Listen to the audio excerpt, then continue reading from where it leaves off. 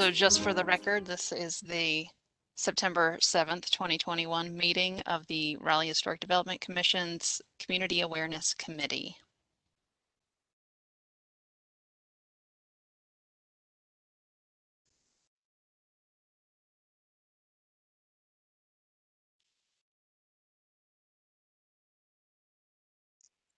Hold on, so I'm trying to get the agenda sent over to myself.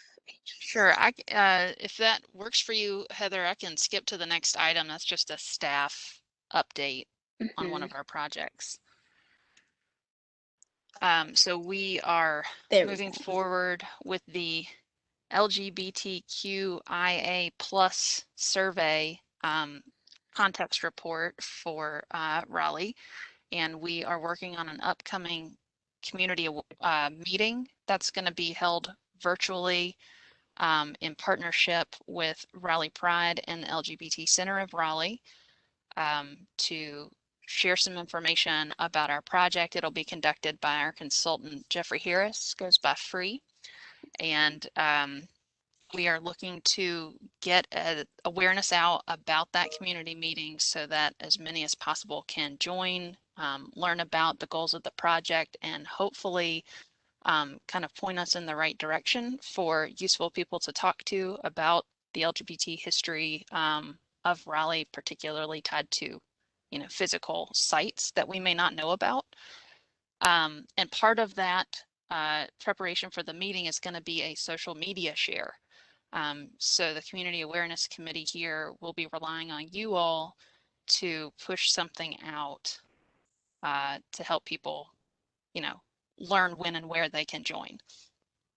So Tanya, correct me if I'm wrong. I think it's up to us to kind of craft what we're going to create and send out. Yes, we are putting that together in with the planning and development communications team, and then we will send it to you all, the Community Awareness Committee, to share. And also, we've confirmed that it's in partnership with Raleigh Pride. I haven't heard yet from the LGBT Center. Okay. But regardless, it will be in partnership with one of the relevant organizations, and they will all share it everywhere. I wonder if we could talk to the owner of White Rabbit, the White Rabbit bookstore. I know he emailed me maybe a few months ago. I did a story about the White Rabbit specifically, but I wasn't able to find him or get in touch with him because he's now like a professor in like another state. But he did reach out to me. He would be great to talk to because one, he was like a leader in the community at that time, but two, he actually like lived during that time period in that era and would have probably a lot of first person.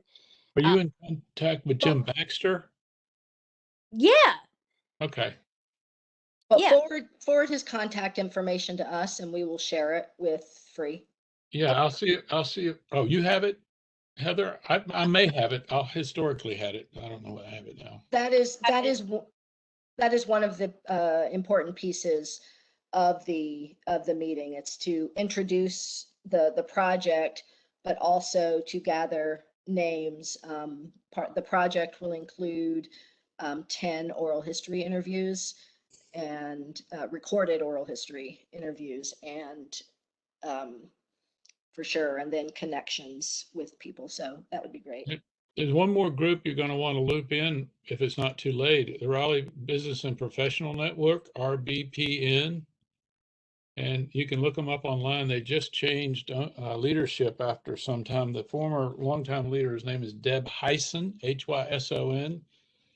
And they, in some ways, have more stability than some of the other groups. They've been around for a while, and they've also gone through a couple of different versions.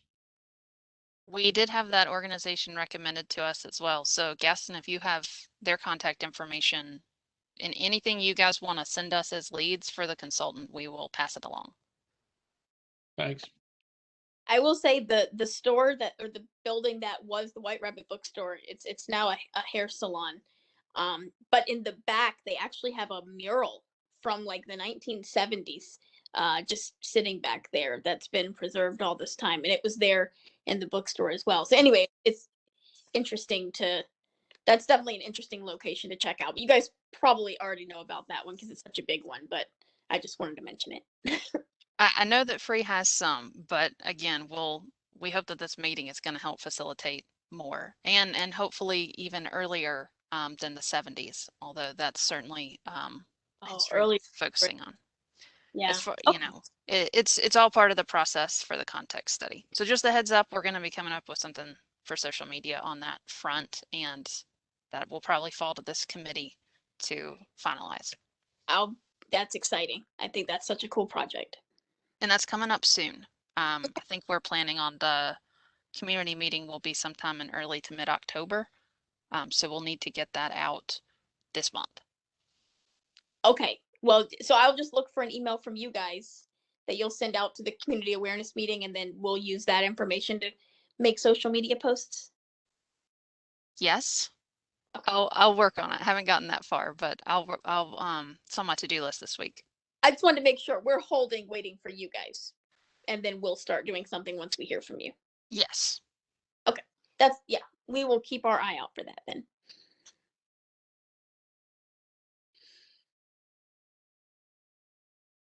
Okay. Are we done with that? Do we want to move on to the next topic? Sure. I mean, as long as there's nothing else. Gaston, I know Seaboard Station has been, I think you kind of started this topic of interest. And so I'd love for you to talk about it. I did send out an email today. So if you guys check your emails, you should have the compiled information and the photo and the links to the information that we have right now. So that is in your email boxes if you want to look at it to understand what this is about. So Gaston, if you want to maybe introduce that a little bit and talk about what you're hoping for. Yeah, the idea was this, since we're all familiar with the value of inoculations or vaccines, whatever you want to call them, we heard stories that there may be some ownership changes on the historic property that's not registered, but is historic, which was the old train station, not the oldest train station, but the next to oldest train station, which was where Logan's Trading Company is. And we thought it would be a good idea to have a piece in the can, so to speak, to use that we agreed was a kind of a restatement of its history, along with some photographs, so that if the occasion arose in which we needed to use it for one thing or the other, it would be available and be consistent and give it some thought. I think that's already been done. I think a couple people did some edits, and Ian actually wrote up a very nice, less than 2-page synopsis and found old photos, a couple of which were black and white. The idea would be to encourage through social media and other things on our website awareness of this, the historic significance of this, just in case there comes to be a battle over its preservation. Mm-hmm. So I think what we could do with all that information, because there's so much of it that Ian compiled and the pictures. I know for one, I mean, if you want, that could be our theme for September. That could be our social media theme. We could talk about Seaboard Station and have posts about just, like pictures and tidbits of things you maybe didn't know.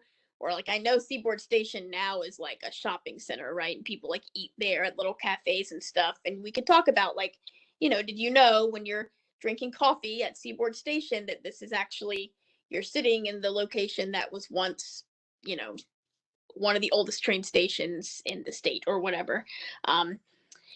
So I think that's one thing we could do. Was there anything else you were hoping for, like a website piece or? Yeah, I think I think anywhere we can start getting some hits and including it in our Instagram, it'd be great for Instagram. Travis and I both have the ability to do that. We could use the photos that you've distributed today, and one of us can get that up on Instagram. Anything we can start sending out information. Another thing could we do is, could someone go to Seaboard Station and take pictures of it today? Is there anything there today that you know of that we could take a picture of today and be like, this is still part of the original history? You know what I mean? Like, or would it all look just too modern? I'm not as familiar No, with. all they've incorporated the canopy over the tracks into, they've kept the canopy, the wooden canopies, and a lot of the architectural features are still there. The old terrazzo floors and stuff like that are still there and photographable. Some of the windows are still consistent with the old. But the most interesting piece is if you took a long shot down the tracks, so to speak, you would see the covering, the hard top covering that existed. Are the tracks still active today? Just beyond a chain link fence are the active tracks. The active tracks for Seaboard Station used to be where on the interior side of the chain link fence, there was another set of tracks. The active tracks are barely 20 feet beyond the chain link fence that's used to protect the tracks. And are the old tracks still there? Or that's what you're Yeah. saying? Yes, they are there. They're maybe not right in the retail space. It may have been filled in with concrete, but just beyond, and they're not active, but they're still there. You can still see them on both sides. Yeah. Or you They're can see where using they were. they're virtually using that covered area as their outdoor space for lots of plants, all their Christmas trees, everything. So they utilize that in their work. That's awesome. See, I don't know as much about Seaboard, so this is all really fascinating. I think that would be really interesting to go down there. And what about the I know there's that old, I think, a cotton mill right there by Seaboard Station. Behind it, it became apartments, but it's the original old building. That was kind of part of the, not part of the station, but part of that, part of like that was built there because it was right near Seaboard Station and you could drop the stuff off with the trains. Could that be kind of included? Because I know that old building is really cool looking too. It's a landmark. Hmm? It's a landmark building. Oh, there you go. It's probably along with, I can't remember the name of it right now. It's right down near Vic's Italian restaurant, but they're the two of the oldest condos downtown that were developed in the 1990 time frame. A little bit before that, actually. Okay, cool. Not redeveloped for housing. Sure, sure. But that's good. That's a great example of saving, you know, an older structure and instead of just tearing it down, which is awesome. Okay. I just had a question. Does it look like it's imminent for Seaboard Station or just possible? It's just possible. We had a rumor, it was in the rumor mill, and we thought it would be best to have something prepared and ready, just like we did with the Daniels house. Definitely, definitely. Oh yeah, because there's been a lot of posts as the Daniels house is being torn down. People are like taking photos of it kind of day by day as it's being destroyed and sharing and talking about how sad it is that it's gone. So it's been helpful to have something that we can, that, you know, even just on regular social media, not related to us, that we can say in response to that and help explain, you know, why this is happening.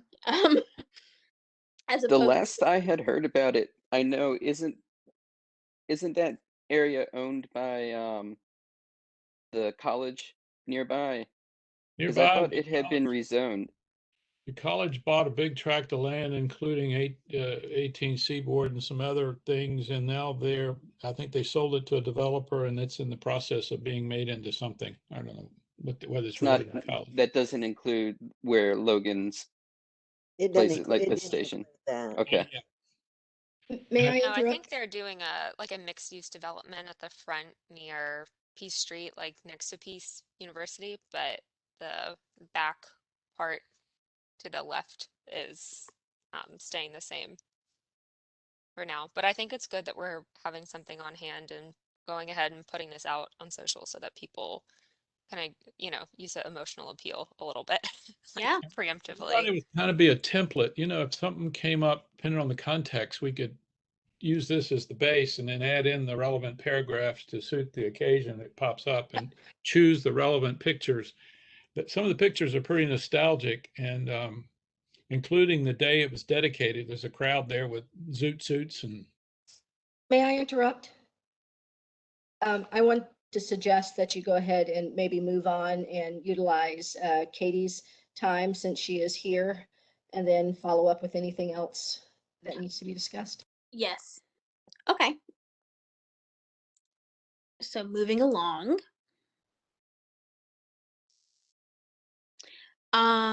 Okay, the website. Um, okay, so Katie, are you here to discuss with us the benefits and limits of converting this to Raleigh.gov? Yes, to the best of my ability. I'm here representing planning and development communications. I'm the communications manager for the department. And then anything that I don't feel 100% certain about, I'll bring back to Pete Weber, who is the lead of the core team for the City of Raleigh web team. And Yeah, then so we'll just a little intro so you guys can become familiar with what Katie's here to talk about. You know, we've been talking about what to do with the website for a little while. There's a few options out there. The City of Raleigh website conversion is an option. So Katie's going to talk specifically to that. We gave her a brief list of questions we've heard from you all that, or that were, you know, on our minds that we would like clarification on before we make that official decision. And then also to begin to evaluate that, Katie and the communications team requested a website audit where staff prepared that. It's just basics of what's currently on the city's website for RHDC, what's on rhdc.org only right now, and what information are we sharing in both locations. So Katie's going to share some information. If you all have any questions, go ahead and hop in as she's talking, and we'll just try to flow through this. Yeah, thanks, Erin. For sure, please ask questions, unmute, interrupt me. Definitely want to be able to help you guys through this. So, Erin, I'm not able to share my screen when I click share. Just a moment, I will make you the presenter. Okay.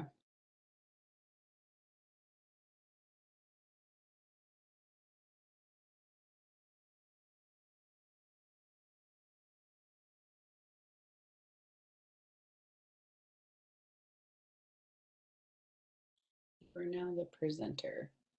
Cool. When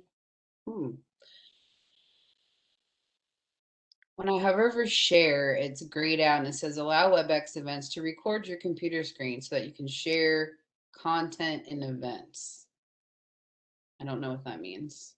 Is there a way to say yes? I'm going to try. Let me see. It will make me, it looks like it's going to kick me out and make me come back. So I don't know if you want. Let me try making you the host. Yeah, it might be because I'm on a Mac too, and they have all those weird security. You're having the same problem I did the first time around. If you've never done it on a Mac before, you'll have to go into your like little security setting thing, and it'll ask you to give it permission. And you have to relaunch WebEx once you've given it that permission before you can share the screen. Okay. That's good. You want me to leave and come back? Sure. We can cover a couple of things while you're gone. We'll say nice things. Talk about me while I'm gone. Perfect. We will not. We will It'll not. be nice. All right, cool. I'll be right back. Thanks, Okay. guys.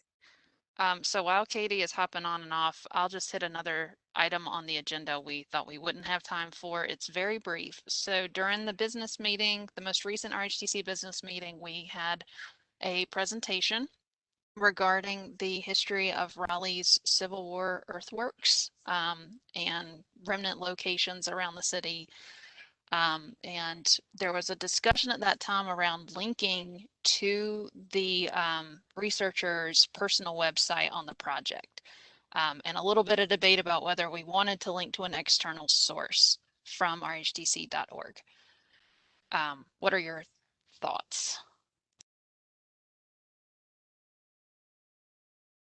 My initial thoughts, for me at least, so I'm really, I know Al pretty well, and he's a stand-up guy, so I think in general we could trust that linking to his website would be good information, you know, as accurate as possible when dealing with this kind of history. And that, you know, we don't have to worry about accidentally linking to something that's going to be problematic in some way or dangerous in some way. And I think that it's really, really good information. And I think he deserves to have us link to him. And there are some benefits as far as SEO for us to actually linking to other sites that are kind of related. But the downside is, you know, if we begin linking to external sites, um, I just want to be careful because of the type of organization we are, you know, and that we're connected with the city, that if we're linking to external sites, you know, we have to be really careful that we're not accidentally linking to something that could eventually, you know, their website could go down, be bought by another person, turn into something completely unrelated. So I would just be a little concerned about the actual making it a thing that we do is starting to link to other websites. So there's benefits to it. It would obviously be ideal if it could be on our website for us, but that would be pretty selfish with the research that he has done. So, you know, while it would benefit us more to have it on our website, it wouldn't really be a very nice thing to do. It'd be better to link to him. So those are my variety of thoughts.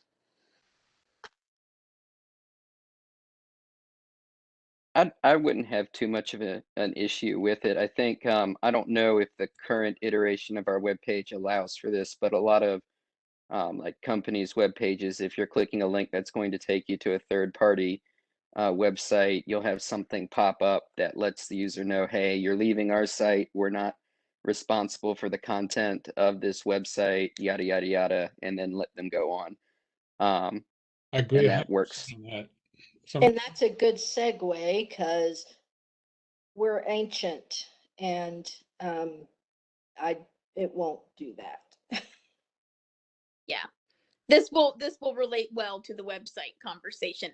Ideally, it would be great if we had a website that we could freely update. We could put blogs on it that would start driving traffic to our website. We could put photos on it. We could do things like this Seaboard Station project. We could have a whole page about the cards that we have. I mean, obviously having a website like this could be expensive. But ideally that would be an ideal website where we could actually use, because we don't really use our website for anything. I don't link to our website. Through social media, I tend to link to Raleigh Historic because I feel like that is a little bit more engaging and has things I can link to. So that is a good segue to having a website that can actually do things like that. Yeah, so Katie's got a few things she wants to show us and walk us through. So Katie, are you good to go on presenting now? I think so. Okay. Well, it's all you. Okay, I'm looking at the tiny windows under the share content. You think with COVID, my eyesight on screens would improve, but it's probably worse now. All right. Do you guys see the City of Raleigh website? Yes. Or do you see a Word Yes. document? Okay, cool. So as far as the City of Raleigh website goes, I'm just going to show you where most of the RHDC content would kind of land and where you would build from there. And obviously, please, if you have any questions, let me know. But all of the city's boards and commissions are linked on the boards and commissions page, which you can get to from our homepage. And we have a box on this page that represents every board and commission in the city in alphabetical order. And here's the RHDC right here. And when you click here, this takes you to the .gov webpage for the RHDC. And it has all the information about your upcoming meetings. I believe this is the web content that is managed by the historic preservation team, the City of Raleigh staff. And so you have this page that has all this information about RHDC business and participation, purpose, etc. And so you can have and hang whatever you would like off of this page, obviously, I mean, you do have a lot of stuff on this page, as most boards and commissions do, because that's the format that we use for boards and commissions. But certainly, you know, you have your archive minutes, COA minutes, and then obviously these link boxes that we can add, and we have editing rights over what these are called. And so certainly you could group other resources in these link boxes on this page. The other page and a group of information that is tied to RHDC is on the Planning and Development Department's website, I guess like internal website, if you will. This is the Planning and Development homepage. And from here, you'll see we recently combined the City Planning and Development Services service units to try to streamline everything the department does for our stakeholders. But we did create a historic preservation service unit. And under that service unit, we do have a brief description of the RHDC and what this, we should add probably some content here about what else this service unit does. But then down here, you'll see we're linked to different pages of services that we have on the City of Raleigh website. And these kind of walk you through different processes or, you know, information or educational content that we have tied to historic preservation. And so I think there's an opportunity here, looking at the audit that staff did, you know, if you wanted to add some services, they would go here, or maybe some support pages off of some of these service pages, to kind of make that content more robust and not as overwhelming with everything on one page. For example, I don't know how many of you are familiar with our, let me move my little window over here, our current development activity page, but that is a very robust page of information on the web. And what we do is, you know, we present all the information on a home page, kind of a landing page. But then if you want to, say for COA, you come down here, you can click on case files and see, there you go. You were just talking about that thing that pops up that says you're leaving the website. We have one here on City of Raleigh. How's that? Make that go away. Okay, there it is. We have one on City of Raleigh.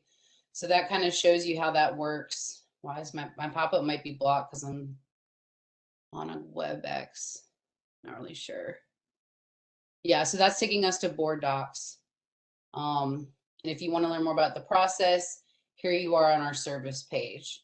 So there's ways to create those pages that kind of hang off other pages and to kind of reorganize and share your content.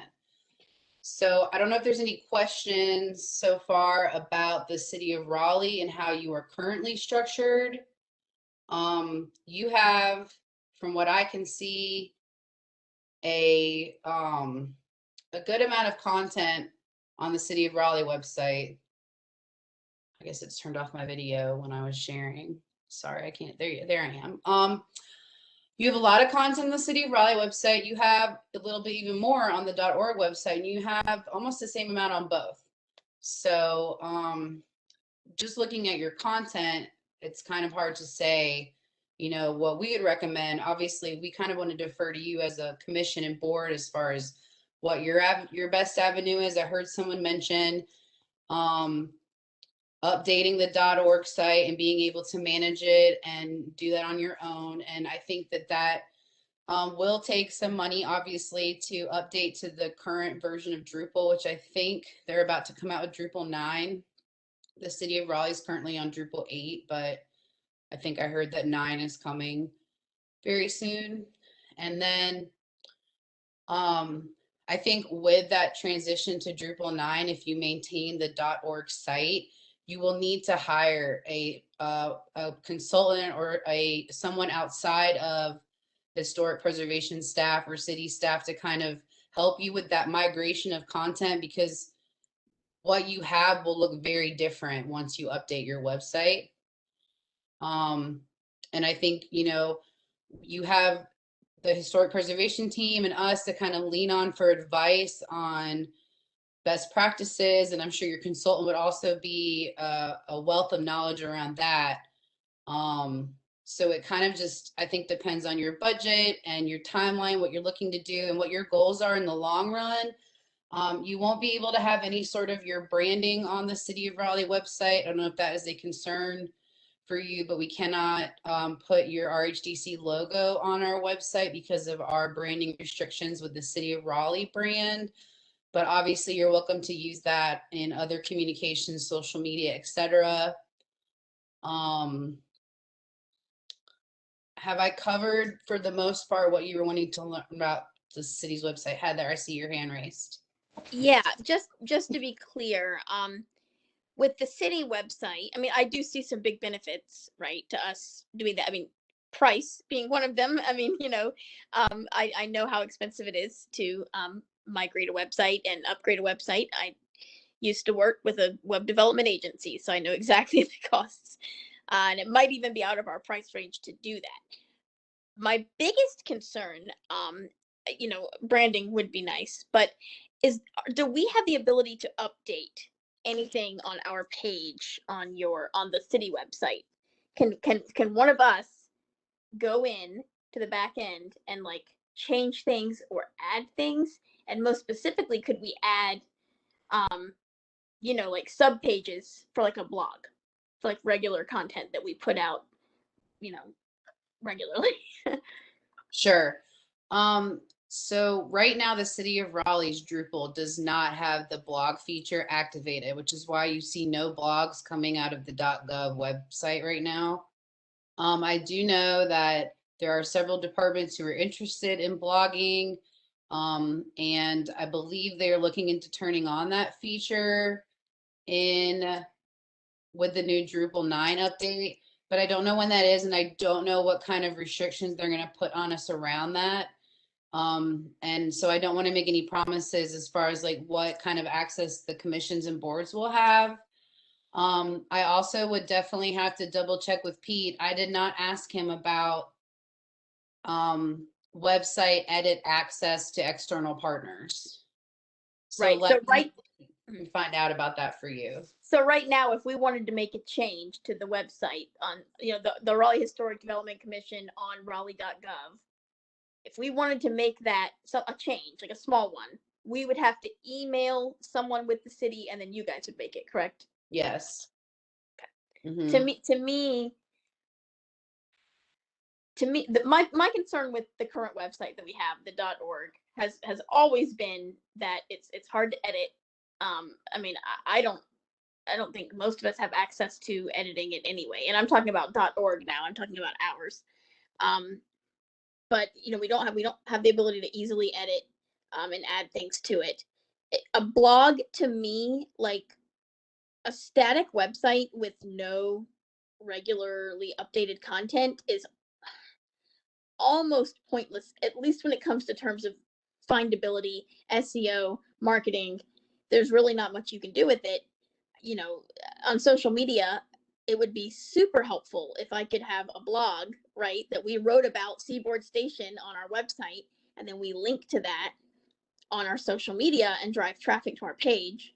Not to mention, we're creating content that's helping us with findability on Google, so that when people search like Raleigh history or Raleigh historic landmarks, we pop up first thing because we're creating content regularly with those keywords.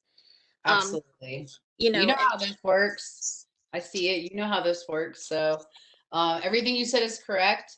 I don't know anybody outside of the city who currently edits the .gov website. So I haven't seen the old version of Drupal, but I would imagine if you upgraded, the new version would be like what I use now to edit the web and what Tanya and the rest of the team edit, and it is very user friendly, much more so than and maybe Tanya, you could speak to that because you've been in both environments, or Aaron or Colette, if you think working on the .gov is easier than the .org. I can definitely understand your desire for more control, and certainly having that blog for the inbound marketing and promotion of your activities.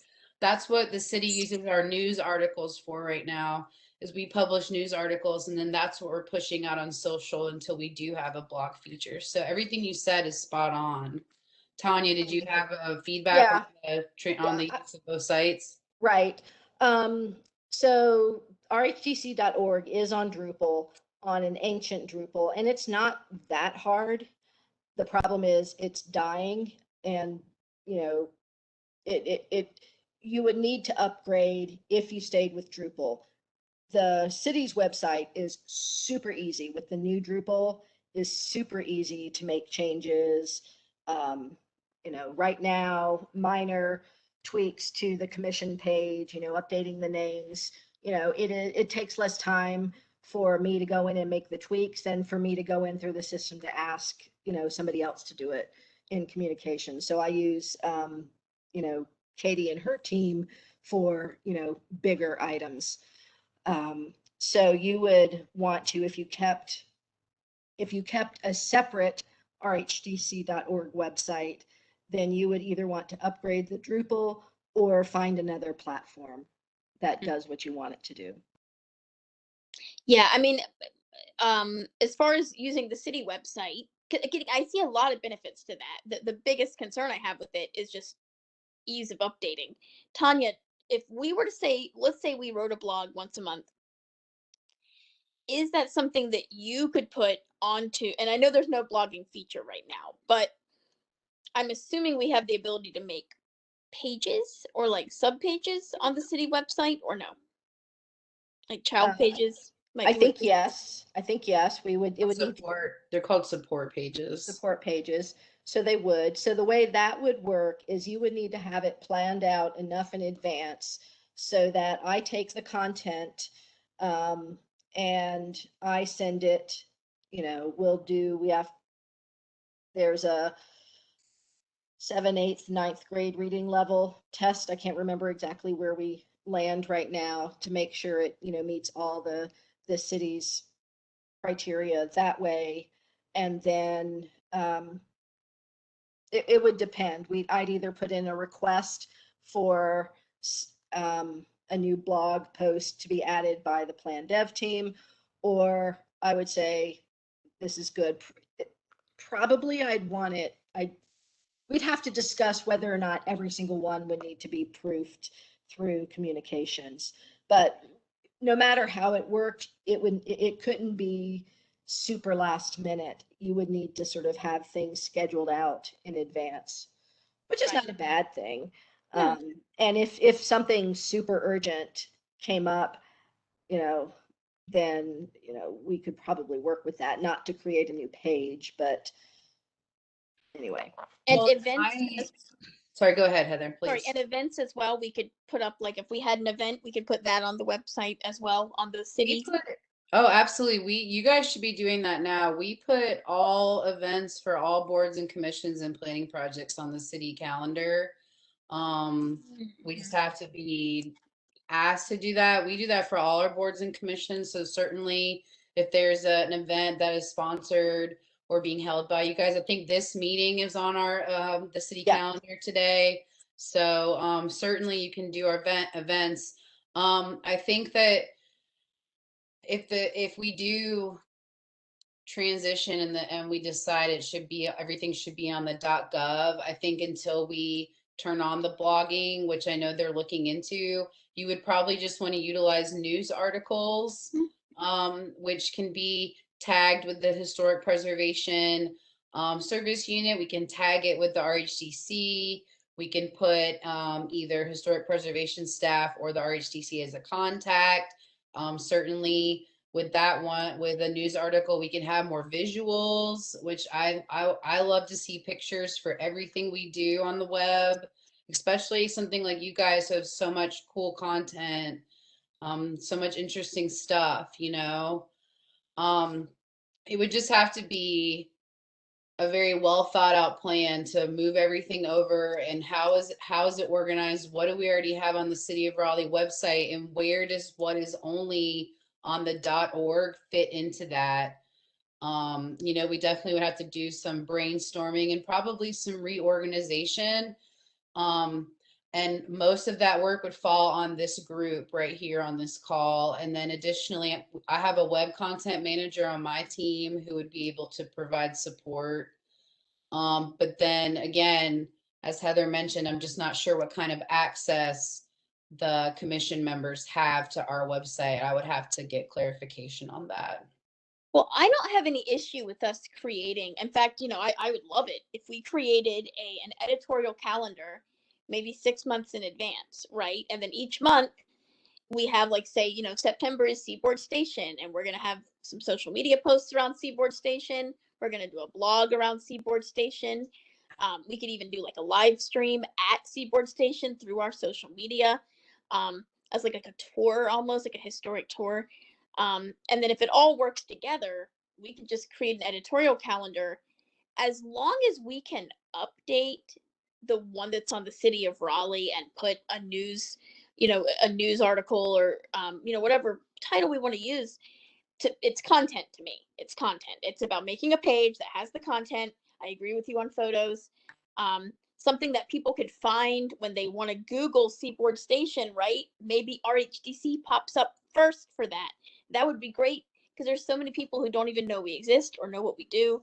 And our blogs can always link back to our main homepage on the city website at the bottom. So if somebody does a Google search for Seaboard Station history and we pop up first because our news article was that good, we can have a link at the bottom of that article. If you want to see more, come to RHDC, City of Raleigh / Raleigh Historic Development Commission or whatever. I think that's all fine. Obviously, it's ideal if we can just update it ourselves and it's easier. But as long as there's a process and that it can be done and it can do all the things we need a website to do, I think that's fine, rather than trying to have a whole separate website that we're also trying to update. And then it's a little confusing that we have our own website over here that's different than the one that's on the city. And we're almost competing with ourselves for SEO, which isn't ideal. But on that note, if I can just ask and play devil's advocate, what is our budget? Let's say we were to say we want our own website that we can control. We want to update it. What kind of budget do we have for that? Because I'm thinking we would probably need at least $5,000 at least, I would imagine, based on what I've seen out there. How much of a budget do we have for that? So Katie, correct me if I'm wrong, but I think you've got around 9,000 left in your nonprofit account in the accounts. Does that sound? I haven't. Oh, me, Katie. Sorry. Sorry, two Katies. I'm sorry. Yeah. Sorry, Katie. Like, I don't have that treasurer. information. No. Katie Yeah. is also the treasurer. Okay, perfect. Yeah, Yeah, that sounds right. But I can pull up the recent statements now just to double check. Yeah. To me, it sounds like we have enough, but I mean, it would take a huge bite of our entire budget. I'm assuming that's our whole budget, not our website budget, right? It's that is not just your budget. That is all the money you have. Okay, there you go. So we would be putting a lot of money into a website.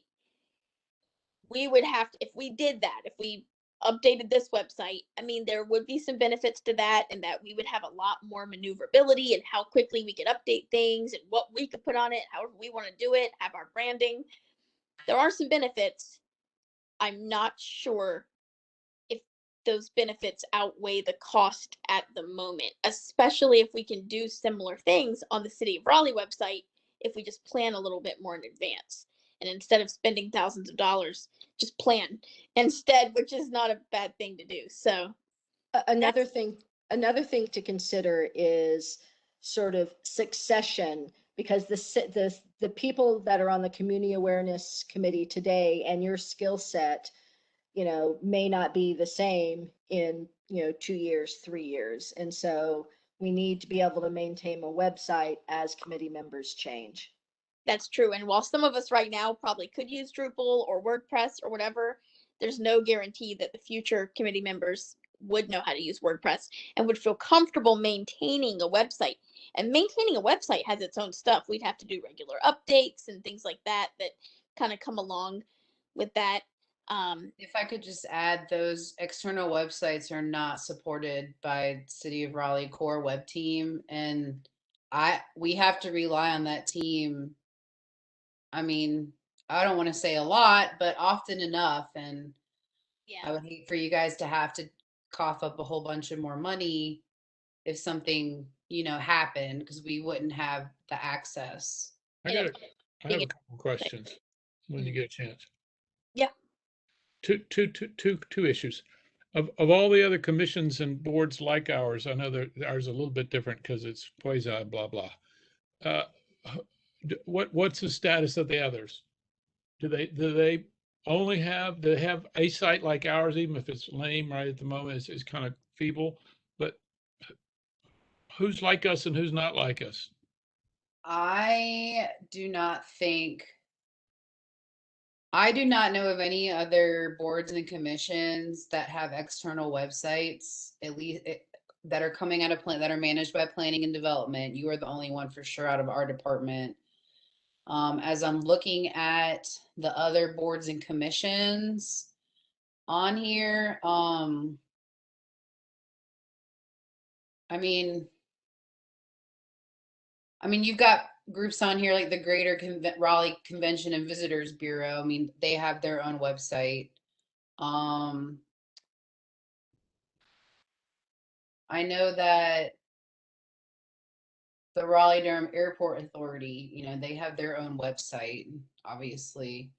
But I think they being corporate communications for the city, we have been working on eliminating the standalone sites at a pretty rapid pace since moving to the new website, because a lot of it was just redundant and off brand, and they were processes and groups that were being, managed by city staff.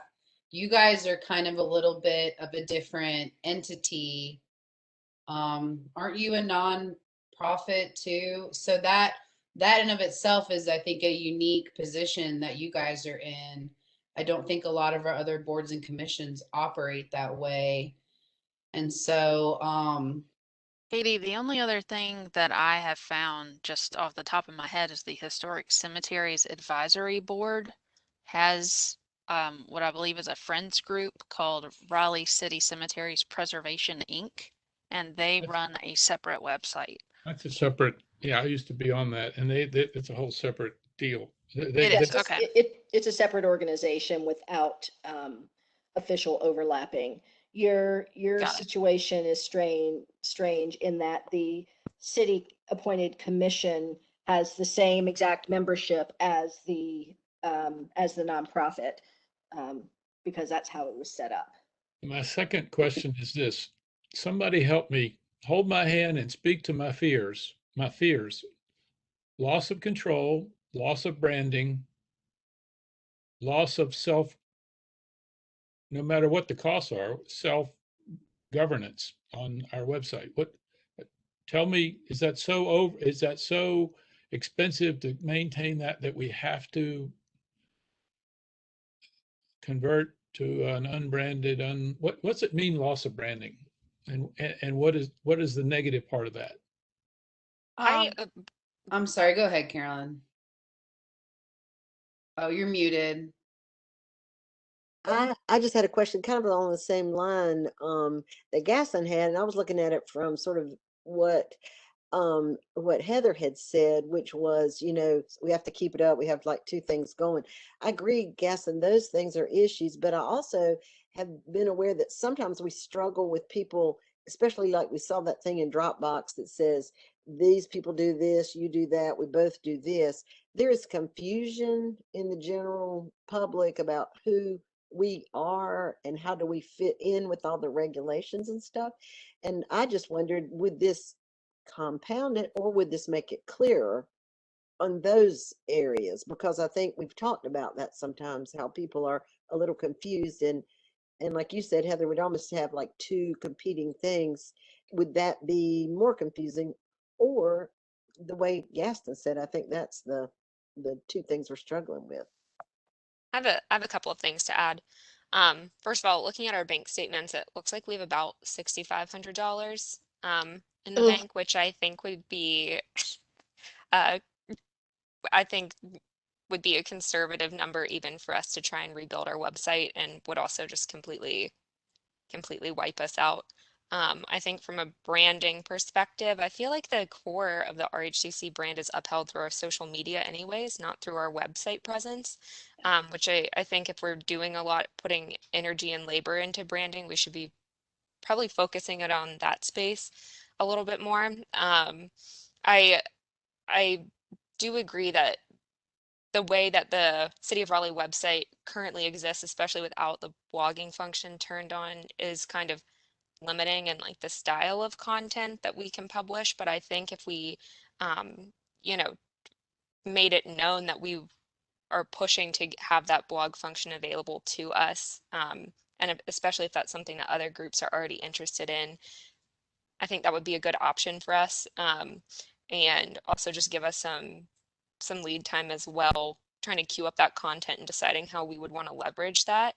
Um, and for me, I feel like at the core of this conversation too, I feel like we should really be considering reader usability, like what's going to be the most usable for the end reader. And I know for me before I really understood what RHDC was, when I was just first learning about local government, doing my research, looking at things, and I saw the two different websites, there was some brand confusion for me. I was like confused about why there were two web pages for an organization that was called, they were both called the Raleigh Historic Development Commission. So it I can say from a first person user experience, it was confusing.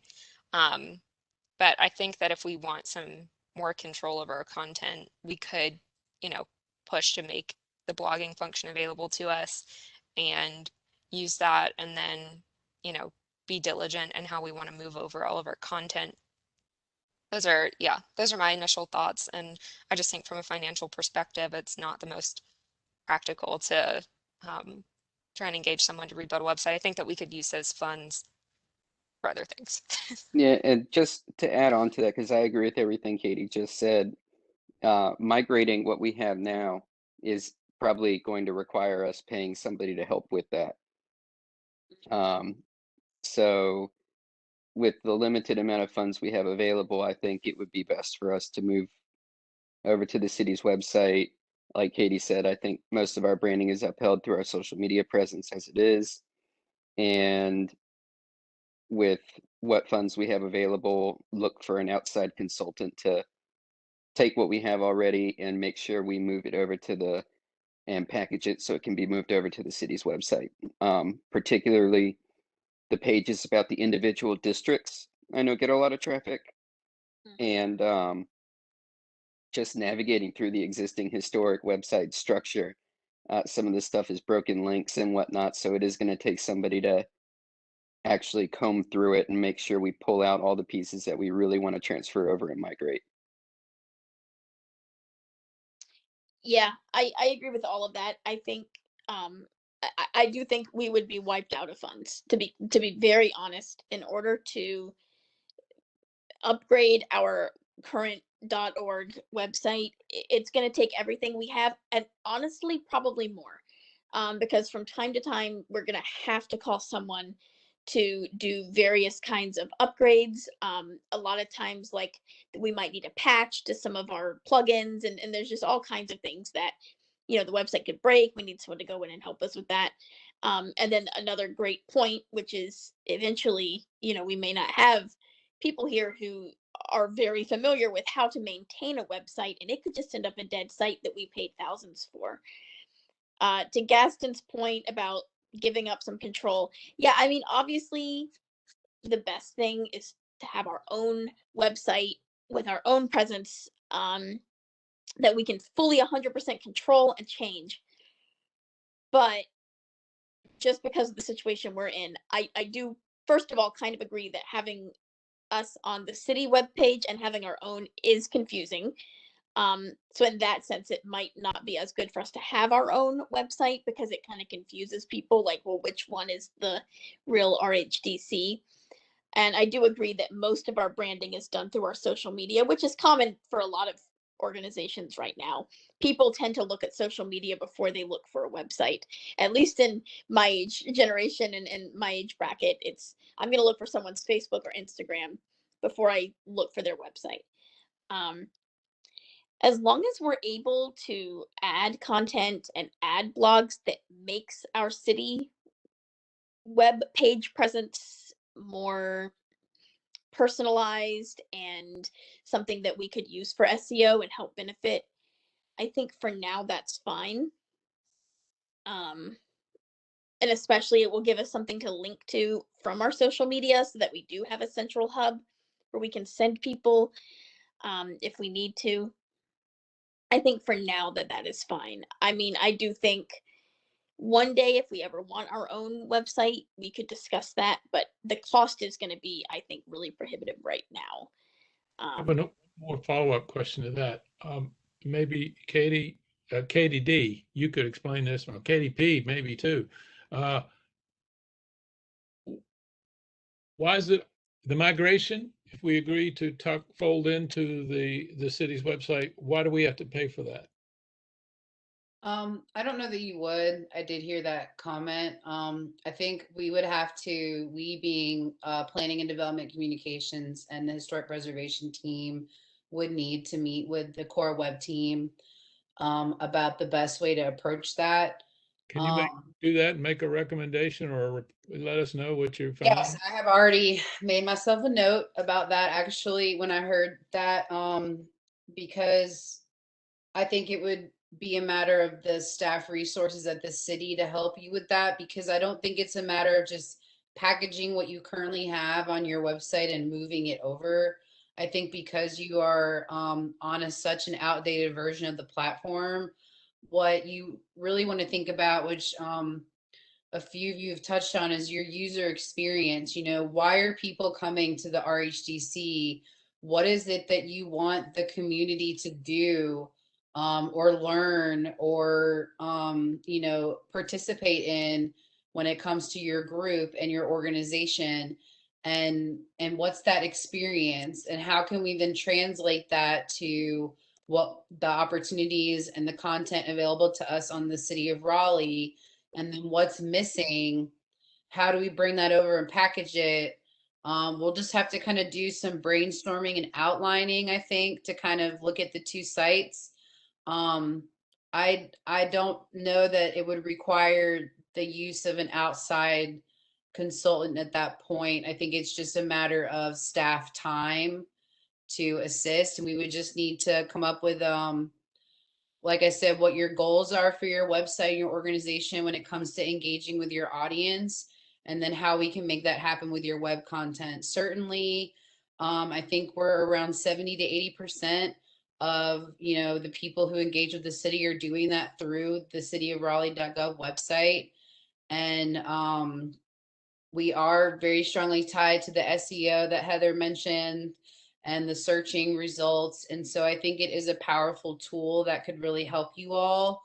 And I agree that with the branding, you know, we don't use any of the other boards or commissions branding on our website, but we certainly push out to your other content. And if there was, say, a brochure that you had out that had your brand on it, or if there's something we needed to share, you know, that's different than having, say, your logo in the header on the City of Raleigh website. Like, that's what I mean by we can't have your brand on the website. It just can't kind of be like on your homepage by your name and everything, if that makes sense. And So then we could certainly redirect your .org, rhdc.org. We could certainly redirect that to a specific page on the City of Raleigh website that you guys want people to land on. Yeah, I think we'll definitely need to keep some form of a redirect around, no matter what, for the folks that have been using our website. So we're at 5:05 now. I don't want to keep people past their expected times here at the end of the day. Katie, have you heard anything today that you think we're just not going to be able to do that on the city's website? I just really want to make sure that the expectations for the blog are that we're on the same page. We currently don't have a blog feature. We're hoping to have that turned on with the upgraded Drupal 9, but I do not know when that is happening. But I think we have some options as far as our news articles. I mean, certainly anything you guys are doing, you know, if it's interesting and we want to get people in front of it, or we want to get it in front of people or get people to a place or participate, we should be using news on the City of Raleigh website. So I think that there's an opportunity to utilize that in the meantime. But certainly want to make sure that that's something that we include in the goals of your website, is to have that more robust monthly or bi-weekly content, like blogging style. Can Heather, as chairman, can you be ready in consultation with the staff and Katie to, it seems to me there's a consensus, but be ready to make a proposal at the 21st meeting? A decision. Yes, yes. With- Okay. I'm like, you want me to Why?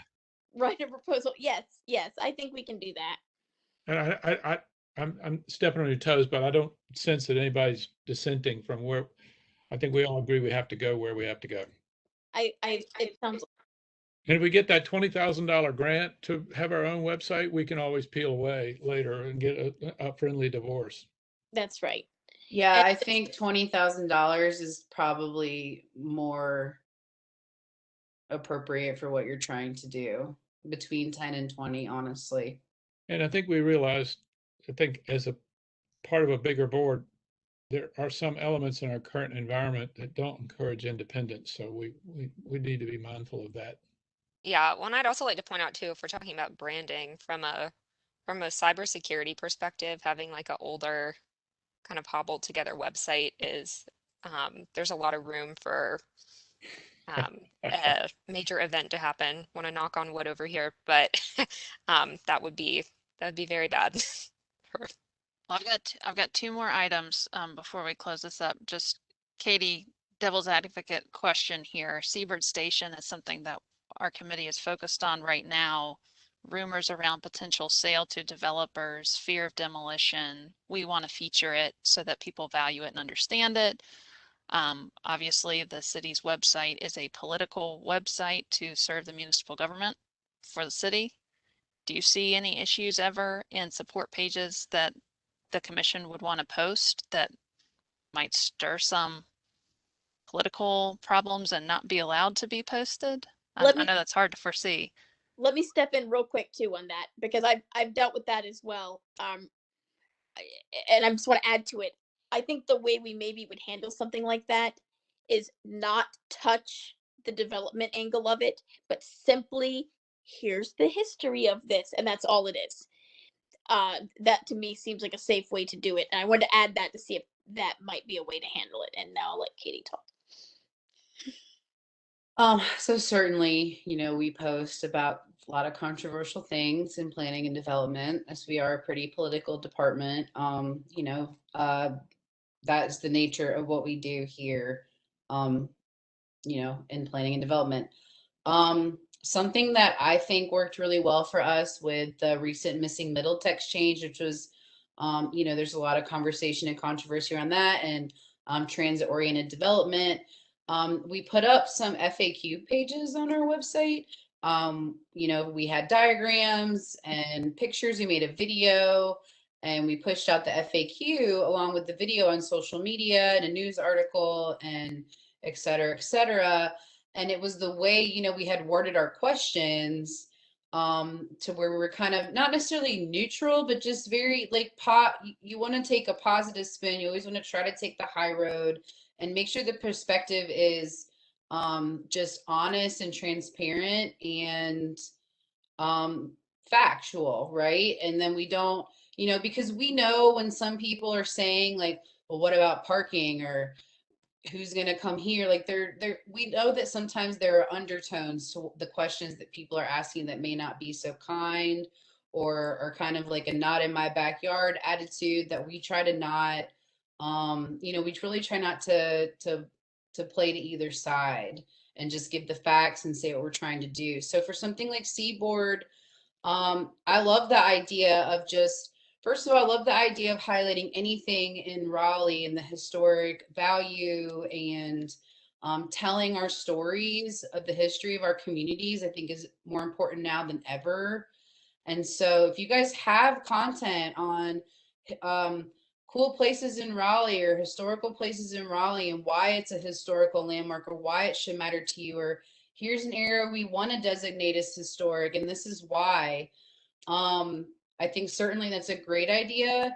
And if there's a lot of questions about development around the area, we have I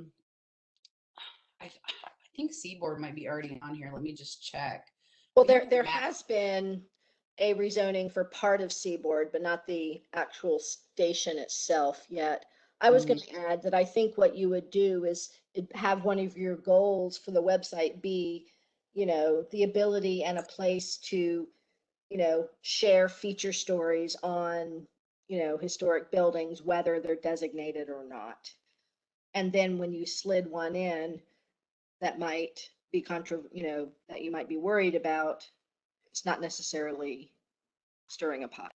Well, and I was gonna say, Tanya, I don't see like ability to chat here in this WebEx, but we have a road closure and detour page, and if a project is big enough, we require developers to give us a map of the project area and all the detours, who the contact is on the project, what they're doing, when it's supposed to be done, and we have Seaboard on this page. So, and certainly that even just to include who's the developer, the general contractor, and if you have concerns about streets and sidewalks, you could point people to this content, you know, and then let them handle it. The chat is now enabled, so you can drop that link, Katie. Okay. So yeah, this is and we've got a lot of resources on the website around development that, you know, our team's working on consolidating. It's a pretty large undertaking because we know people want to know what's going on. But when you said Seaboard, I was like, I think Seaboard, at least part of it, which is Block B, is on this map right now. And there's a chart with like a flyer. I just put the link to the webpage in the chat. So, sorry, I think you had a comment, Gaston, but I just wanted to point this out to you guys, is there's a way to kind of do both.